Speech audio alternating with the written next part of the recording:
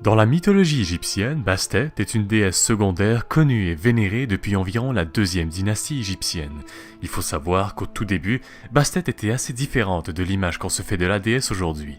À l'origine, Bastet était connue sous le nom de Bast, et elle était représentée comme étant la déesse guerrière du soleil.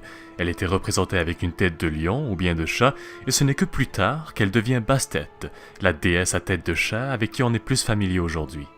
Elle était la fille de Ré, le dieu du soleil créateur et souverain du ciel, et au fil du temps, Bastet a été associée avec plusieurs thèmes et vertus.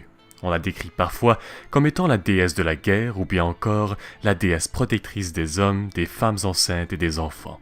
Mais aujourd'hui, Bastet est généralement beaucoup plus reconnue comme étant la déesse protectrice du foyer et des chats domestiques. Dans la mythologie égyptienne, on raconte que Bastet a eu un très grand rôle à jouer lors de la défaite d'Apophis, le serpent du chaos.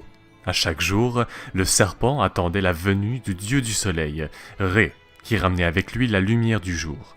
Le serpent avait comme but d'engloutir le dieu pour plonger le monde dans les ténèbres absolues. Malheureusement pour lui, Ré et Bastet eurent raison de lui. Et si on se fie à une scène en particulier trouvée sur un mur d'une tombe à Thèbes, ce serait Bastet qui avait achevé le serpent. Bastet était également la déesse protectrice de la ville de Boubastis vers l'est du delta égyptien, où son sanctuaire était situé. C'est d'ailleurs à Boubastis qu'à chaque année, un grand festival avait eu lieu pour honorer le culte de Bastet.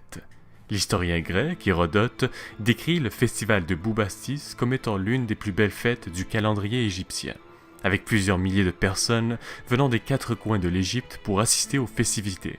C'est à partir de là, à Boubastis, que le culte de Bastet se répandra vers le reste de l'Égypte un peu plus tard, plus particulièrement dans les villes de Léontopolis et de Thèbes, où elle avait des temples en son honneur et où seuls les prêtres et les prêtresses pouvaient entrer pour lui offrir des offrandes.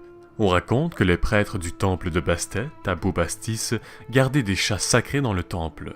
Ils étaient censés représenter l'incarnation de la déesse sur terre. Les chats présents dans les palais royaux et les temples sacrés étaient souvent couverts de colliers très élaborés en or et parfois même sertis de pierres précieuses.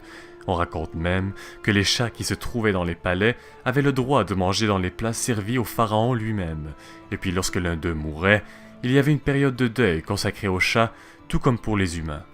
La très grande place qu'occupaient les chats dans l'Égypte pharaonique vient probablement du fait que les chats étaient considérés comme étant des membres à part entière de la famille. Un chat était loyal et très utile.